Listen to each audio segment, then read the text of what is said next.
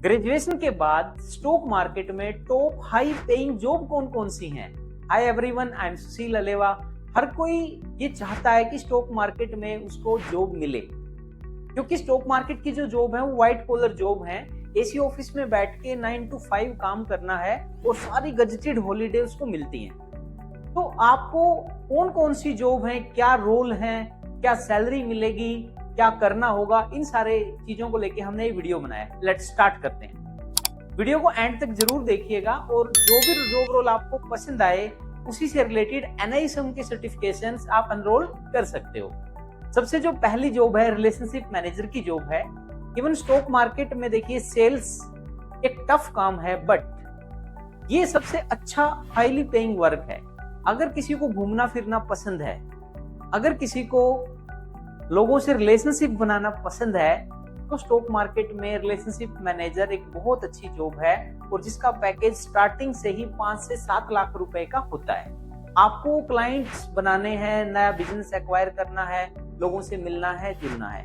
तो relationship manager के लिए जो हाईली क्वालिफिकेशन एक्सपेक्ट किया जाता है कंपनी की तरफ से, वो MBA किया जाता है। अगर आप MBA हैं और NISM के सर्टिफिकेट कर लेते हैं तो इजीली आपको इस मार्केट में जॉब मिल जाती है।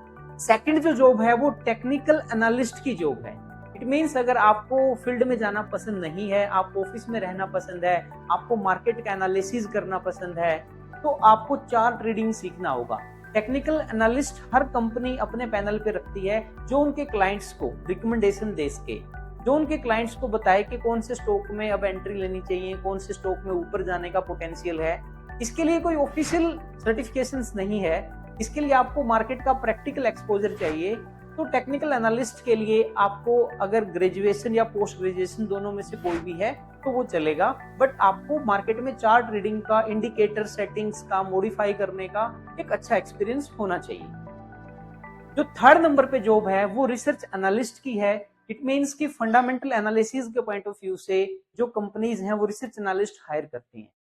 रिसर्च एनालिस्ट बताता है कि कौन कौन से स्टॉक्स इस सीजन में बाय करने चाहिए, क्लाइंट्स को किस टाइम पे कितना फंड डिप्लॉय करना चाहिए, क्या क्या बैलेंस शीट के अंदर उसका देखना चाहिए। तो ये सारी की सारी रिसर्च एनालिस्ट की जो जॉब का पार्ट है। कंपनी प्रोप्राइटरशिप अपना खुद का फंड भी मार्केट में डिप्लॉय करती है, उनको इंटरनल भी हेल्प चाहिए होती है और सेबी के गाइडलाइन के अकॉर्डिंग रजिस्टर्ड रिसर्च एनालिस्ट को रखना उनके लिए मैंडेटरी भी है। तो रिसर्च एनालिस्ट की जॉब भी एक हाईली पेइंग जॉब है, जिसके अंदर आपको डॉक्यूमेंट से डील करने का एक अच्छा एक्सपीरियंस होना चाहिए।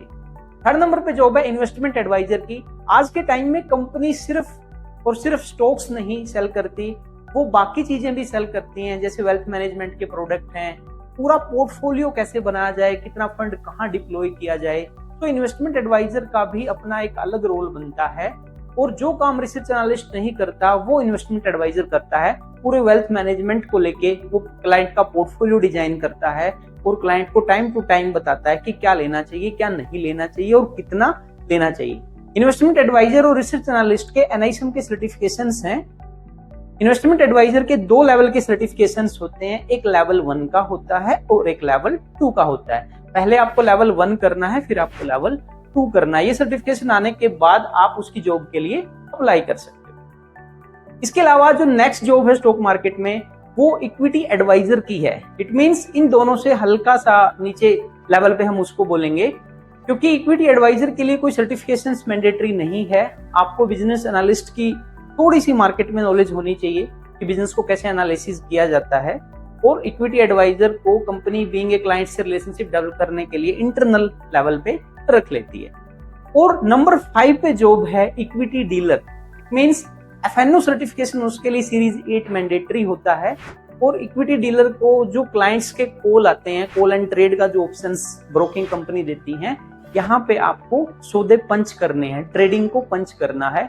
या फिर कोई प्रो ट्रेडिंग अगर कोई ब्रोकर कर रहा है या कोई प्रोप्राइटरी डेस्क आज के टाइम में मुंबई और दिल्ली NCR में सबसे ज्यादा सेटअप हो रहे हैं, तो प्रोप्राइटरी डेस्क का अपना फंड होता है। उस फंड के ऊपर कोई भी स्ट्रेटजी डिप्लॉय करनी है, ऑर्डर पंच करने हैं, तो आपको इक्विटी डीलर की रिक्वायरमेंट होती है। 9 to 5 की जॉब है, आराम से मिनिमम जो क्वालिफिकेशन है वो 12th है, बट कंपनीज एक्सपेक्ट करती हैं कि एटलीस्ट पर्सन ग्रेजुएट तो हो। इक्विटी डीलर की जॉब में एक खास बात है कि आपकी टाइपिंग स्पीड एटलीस्ट 15,000 पर मिनट, न्यूमेरिक की मैं बात कर रहा हूँ, नॉर्मल की मैं बात नहीं कर रहा। कीबोर्ड के राइट साइड में जो न्यूमेरिक नंबर्स होते हैं उनकी स्पीड अच्छी खासी होनी चाहिए, आप बिना देखे टाइप कर सकें, ये आपका एक्सपोजर होना चाहिए। तो गाइज ये 5 जॉब हैं जो आप इजीली कर सकते हो, बट इन सब के लिए आपको सिर्फ थ्योरेटिकल नहीं प्रैक्टिकल एक्सपोजर भी होना चाहिए।